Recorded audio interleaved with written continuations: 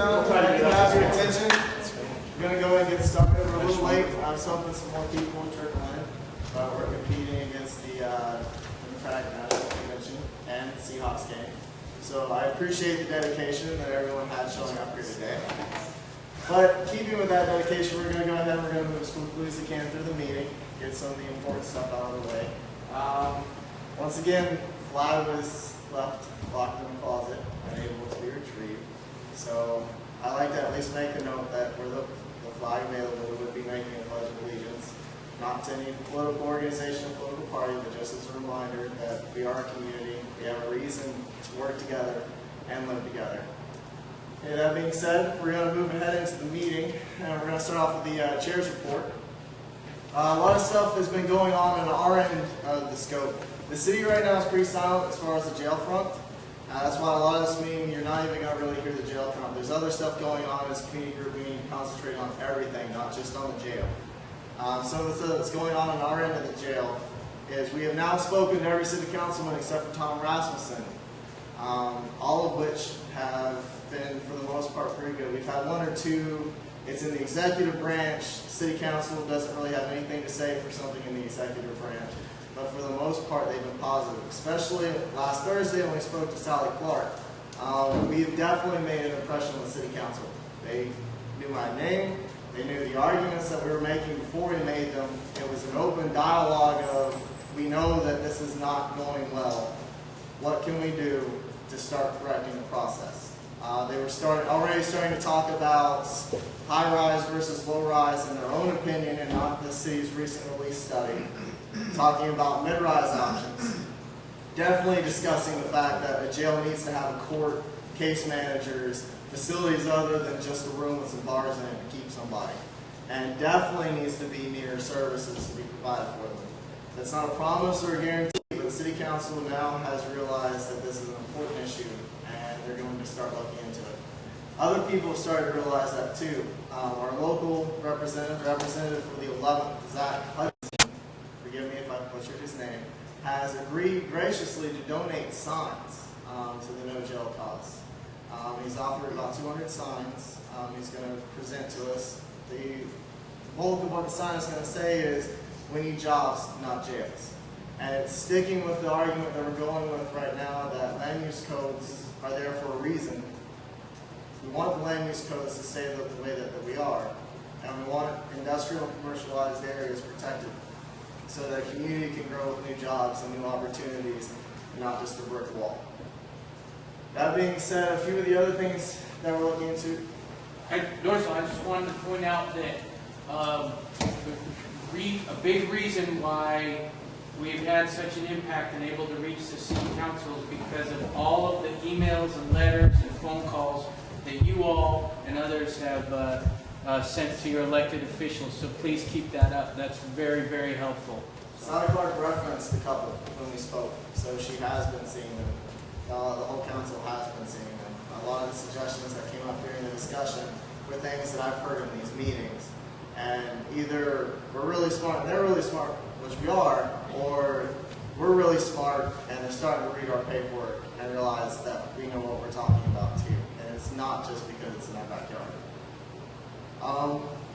That being said, we had the rummage sale this month, combined with the Highland Park Improvement Club, and we also had the potluck, which unfortunately I was unable to attend because that's one of the days that I work. But I've heard that it was a great success, something that we're definitely considering continuing to do in the future. We are starting to look at events or opportunities that we can take now that the jail is in this lull position. Because, like I said earlier, we are a community group. Community group isn't about one issue, and that's one of the things that when we spoke to Sally Clark, we mentioned. The city's getting ready to redo its neighborhood plans, and we have already spoken for Highland Park and said when the plans get redone, we're going to be an active participant in that replanning because it's our community. This is what we want. When I spoke to Tom Rasmussen last Wednesday at one of the Democrat meetings, I mentioned specifically he was talking about the pro parks levy and increasing some of the parks in the area, and I mentioned that there are 2 parks that we could potentially have, and that we claim these 2 sites, that we're not just going to get the jail shoved off of them and let them sit there empty and vacant, but they're our property, not physically, but mentally and as a community spirit, and we're going to do what we can to improve upon them and increase them.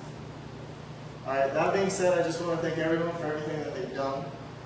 I know that it's been a long fight. The fight's not over. There's still going to be more jail stuff coming, but we have gotten somewhere. We have gotten the North End community groups to come to us, to come talk to us. You know, that's almost completely unheard of. We're a South End community that's generally considered, you know, at best, redheaded stepchildren. You know, the North End gets what they want, the South End just has to deal with it.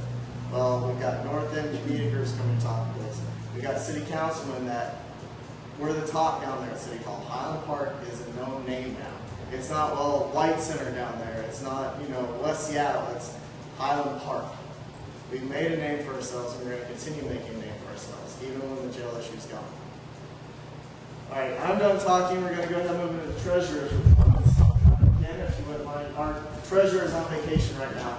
Our secretary is going forward. So we had roughly around $500 on account for fundraisers and things that we've had, even after paying for the 250 signs that we've had. We actually collected, I think, most of the funds that paid for the signs, so we still have $500 is a pretty good amount for us to have on tap. The 34th District Democrats donated, we solicited them. They were handing out funds to neighborhood groups. So out of 1,000, they volunteered 200, so we collected a fifth of what they were happily giving out for our cause. And the rummage sale, we were selling cookies and sodas and water, and some people donated for hot dogs and the carne asada that Rory made.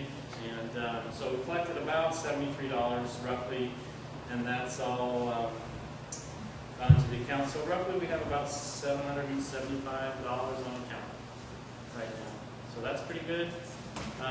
We can spend that in a heartbeat, so we still need to think of ways that we can continue to build up that account. And I think the ultimate goal is if we didn't use it on the jail cause, we would use it for the community somehow, some way. So be sure and you know, anybody you think might have deep pockets that can donate to our cause, make sure and hit them up, hit them hard, hit them often. And that's it. That's an important thing is, you know, once the jail goes away, if there is money left over in the bank, it's not just going to sit there. It's not going to go into anyone's pockets. So we're going to go ahead and take that money and we're going to invest in the community. We're going to do more than just fight the jail with it. You know, there's plenty of things that we can do. Plenty of good things that we can do. In fact, the frustrating thing right now is all of our energy is being directed to fight this negative when we could be doing so many positives right now. Okay, we're going to go move to the meat of the meeting. We've had a couple of agenda items cut to streamline our meetings. So the meat of the meeting is we have Stuart Goldsmith, the project manager of the construction that's getting ready to take place on the South McCann Viaduct, or as it's lovingly known, the West Seattle Freeway. The construction was supposed to have started. And it's an interesting project. I've had the opportunity to see this presentation when I went to the Southwest District Council. It's great.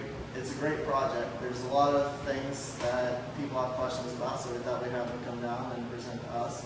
And afterwards, there's going to be a question and answer session for any questions that you have. So, thank you very much.